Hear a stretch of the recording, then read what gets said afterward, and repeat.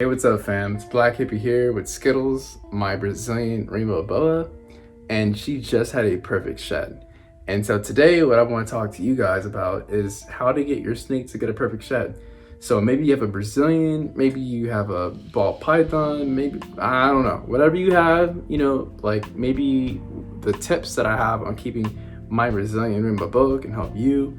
I use it for the same techniques for all my other snakes. Granted, my Brazilian is the one that requires the most humidity, as she requires 99%. So that's a lot higher than all the other snakes I have. And so I just want to share with you guys as to how I get my snake to get a perfect shed every time. So if you're interested, tap in.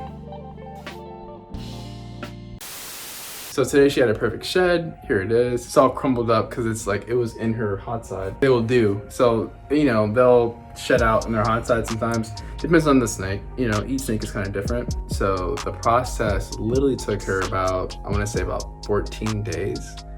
14 to 17 days is roughly around there. It took her a minute. Sorry, she's like on a ball right now, so it's really hard to kind of show her. But you can see her, like, she's in full, like, dude, fresh, clean.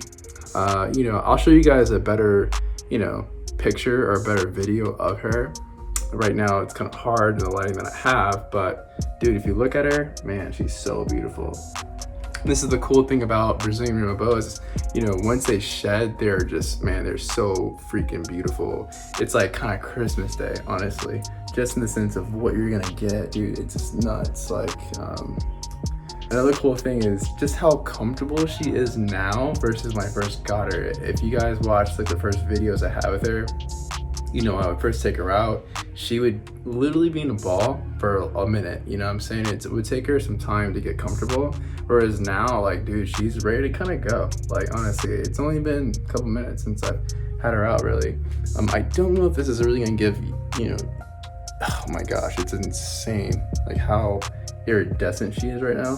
What is today's video about? Today's video is about how to get a perfect shed with a Brazilian Rainbow Boa. So maybe you're thinking about getting a Brazilian Rainbow Boa, but you're afraid, right? You're like thinking like, oh man, I've heard of so many horror stories with humidity, and you know what? If my humidity's not on point, then my snake's gonna die. Well, that is true. Their humidity, they do require a high humidity, but the cool thing, or I guess like the positive thing behind that, it's doable. It's not as hard as, a lot of people think. And no, your snake does not need to necessarily be in a tub. If you notice, all my snakes are in glass enclosures, and glass enclosures are just fine. Well, specifically speaking, I have double door. I use double door terrariums, so those double door terrariums do work. I can't speak for other glass terrariums. So, for example, if you're using maybe a glass aquarium, obviously it's gonna be different, like the thickness of the glass, etc. Those things are, you do kind of, listen, when I say like glass enclosure, I mean like literally like a glass enclosure that is designed for snakes or reptiles, right? So, a fish tank is very different from what I have back there, completely different. So I can't speak for those who have the aquarium type of setups and they're trying to make them into an enclosure. I can't speak for that, but with these guys specifically, you really, honestly, like, I feel like a glass enclosure can work. You just need to cover half the top, so what I do is I use plexiglass to cover half the top, and then it really, she was falling. The substrate that you use is very important. I use a mix. It's a 50-50 mix. It's called Jungle Mix, and I also use cypress mulch. You can also use cocoa husk, but honestly, for Brazilians, like for these guys, Brazilian Rainbow Boa specifically, I purposely don't like to. In fact, I prefer to just use cypress mulch. I think cypress mulch with Jungle Mix works really well. So you'll be just fine using that mix. Like, honestly, I use that mix and I mix in there gently. You don't need to make it wet. You don't need to make their environment wet. just, you just got to get that humidity on point. And so every day I'll mist a little bit in the morning, very gently, and I just maintain a 99% all day, every day. And so I cannot stress enough how important that mix is. A lot of people will talk to me on different platforms and they'll ask questions. They'll be like, hey, like, what's like a good mix, or what mix do you use for your Rainbow Boa? And I'll tell them, and then I remember when people first told me about that mix, and I didn't know to believe it or not. I honestly, I was a cypress mulch guy. I just thought cypress mulch was the best solution, but obviously once I got my Brazilian Rainbow Boa, I realized I have to master humidity, because these guys, they require 99%, right? Especially when they're babies like this, right? So a lot of people will say, oh, when they get, a little older, you can dip down to the 80%. I don't know if that's true. I've talked to a lot of people who, I talked to a lot of breeders, and a lot of breeders will tell me really 90% is like kind of, the lowest point you really want to stay at, even at adulthood. Some whole point is that you're gonna have to kind of master humidity, right? So you want a Brazilian Rainbow Boa, and I don't blame you. These guys and girls are really beautiful, beautiful snakes. I mean, super beautiful snakes. I mean, dude, she just had a fresh shed, and I mean, I don't know like how well you're gonna see this, but you can see the iridescence, and it's nuts. And I'll show you guys a better video of her, in the highlights or in this video. I'll do a closer up, shot, anyways, just to really kind of show you guys that crazy iridescence on these snakes. And man, I'm telling you right now, like, they're awesome snakes. So today what I really want to talk about is like how to get a perfect shed with your Brazilian Rainbow Boa. So maybe you just got a Brazilian Rainbow Boa. I'm trying to help you guys get a perfect shed. So if you can see, this is her shed. It was on the hot side, so it shriveled up like this. For those who own snakes, a lot of people understand this. Like when they go in a shed, sometimes they like to shed out in the hot side. When they do that, it's gonna look a little bit like this, But my whole point, the reason why I want to share that is just to show that it was a perfect shed. So there's no stuck shed on her at all, and that's just because of her husbandry being on point. And so I just really want to share that with you guys, because a lot of times people will, man, I've come across so many videos where people in the hobby will try to make you guys afraid of ever owning one of these guys. And I understand why, because maybe for them it failed, or maybe because they messed up. But if you do the right research, right, and you have the right tools and the right setup, I promise you, you will be just as successful as I am, right? And my snake has no health issues. She's perfectly healthy, as you can see. Perfect sheds, and that's just all because honestly, her humidity, man. Like, that's like the main key, all right, especially with Brazilians. And so it's mastering that humidity. And I honestly can't describe it any other way besides using the right substrate. Honestly, the right substrate. And then if you're using a glass enclosure like I use, make sure you cover half of your enclosure. So that, right, coupled with, and once again, when I cover half my enclosure, I use plexiglass, and you can get that for hella cheap at like a Home Depot, Lowe's, like one of those type of stores. They'll even cut it for you for free, so it's kind of cool.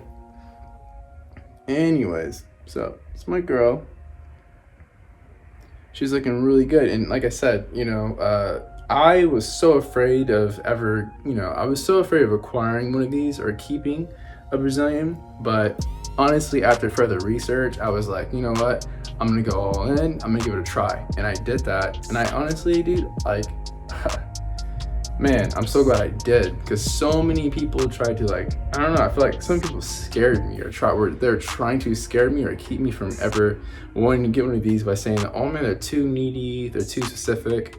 And I hear them. I mean, I'm not saying that, like, Brazilians don't require specific needs, because they do.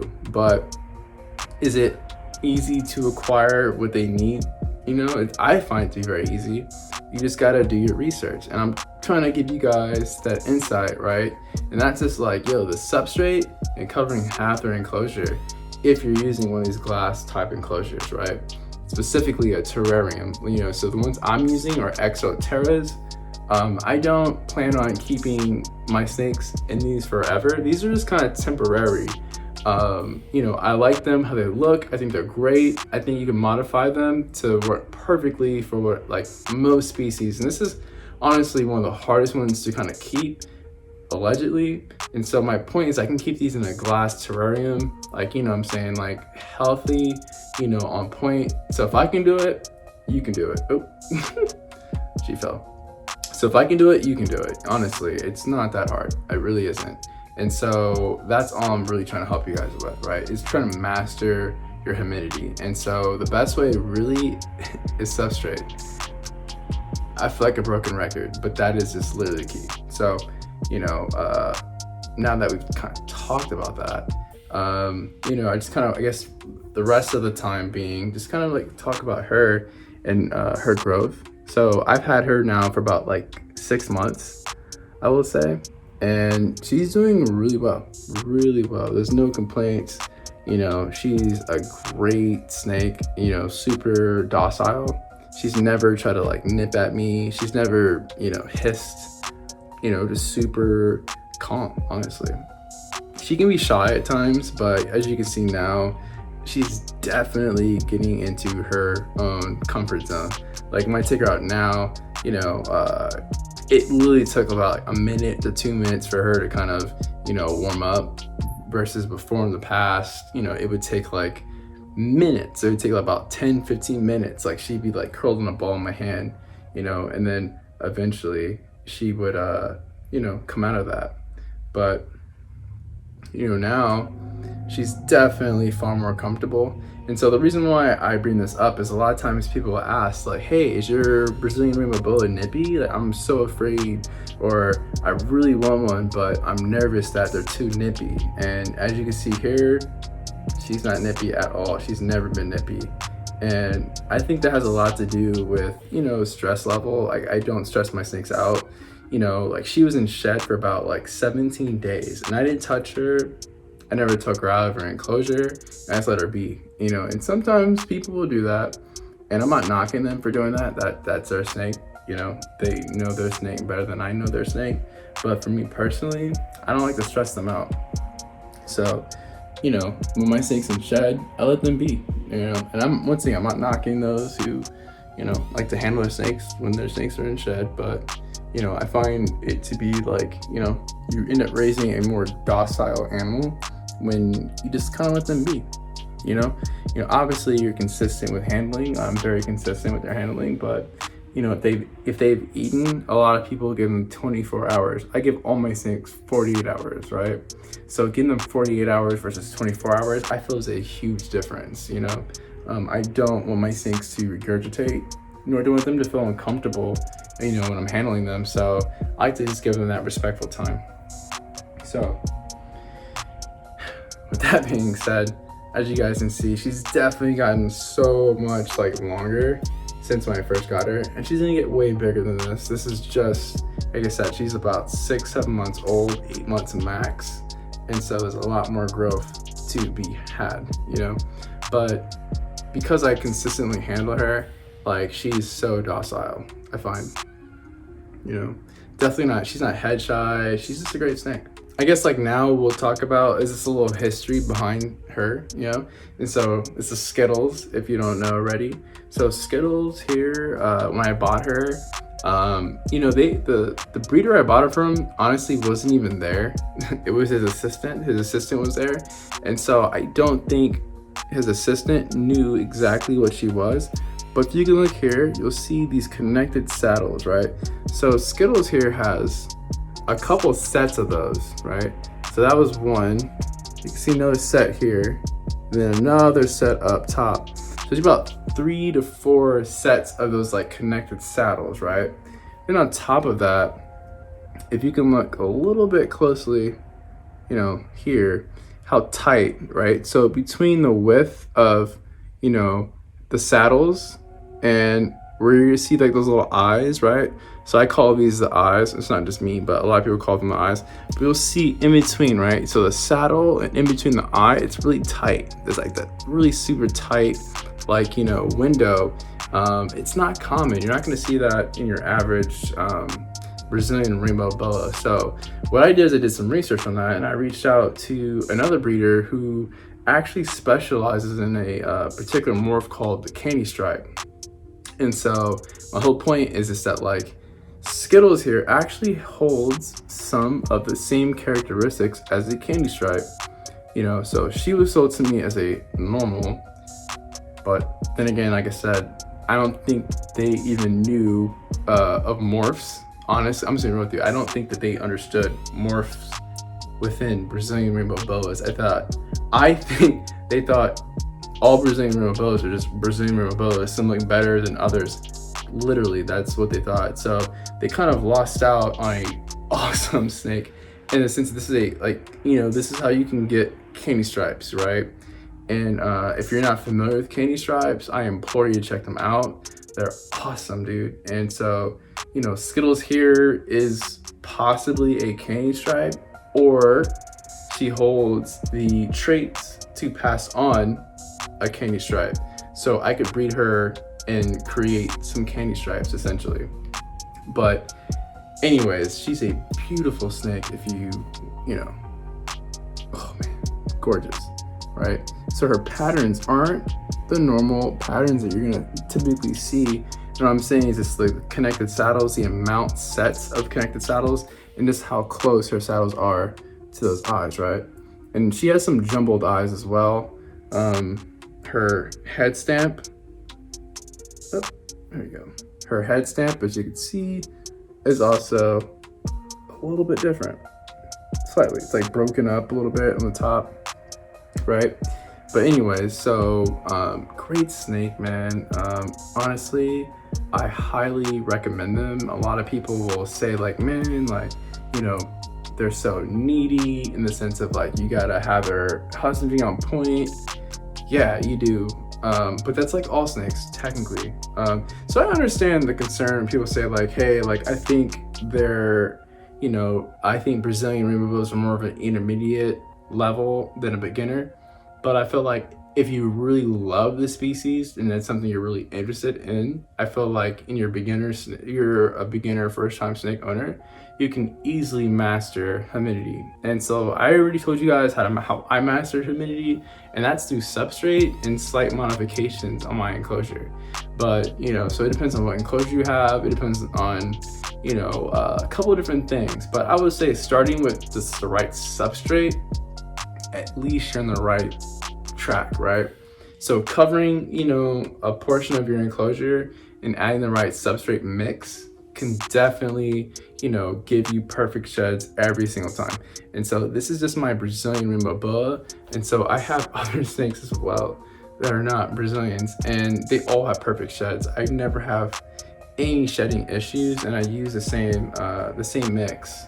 Obviously, this is a Brazilian, so, you know, I also add terrarium moss in her enclosure just to kind of keep it a little bit more consistent in that 99% range, because I try to keep that every day for her, which is so easy with that mix. So once again, if you're a Brazilian Rainbow Boa owner, or you want to own one of these, or you want to keep one of these, you know, the right substrate is so important. I can't stress that enough. But anyways, so there's another good look over here, you know, and so yeah, that's it. And we're about to go do a little handle session, just because it's been about like 2 weeks since, you know, I've hung out with her, and I like all my snakes to be super docile. As you can see, she's already super docile. But I like to, I like to just like honestly kind of keep them super chill. And I find the best way to really do that is just through consistent handling. As you can see, you know, it's things like that you gotta practice with them with.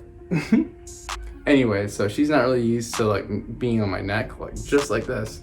And so like handling is just one of those opportunities like where, you know, you allow them to kind of get used to different things in different situations. So anywho, It's been real. If you have any questions, please feel free to put them in the comments below. If you haven't subscribed already, please subscribe. Get more cool content. Get to see my snakes grow and get to see the snakes we add to the collection.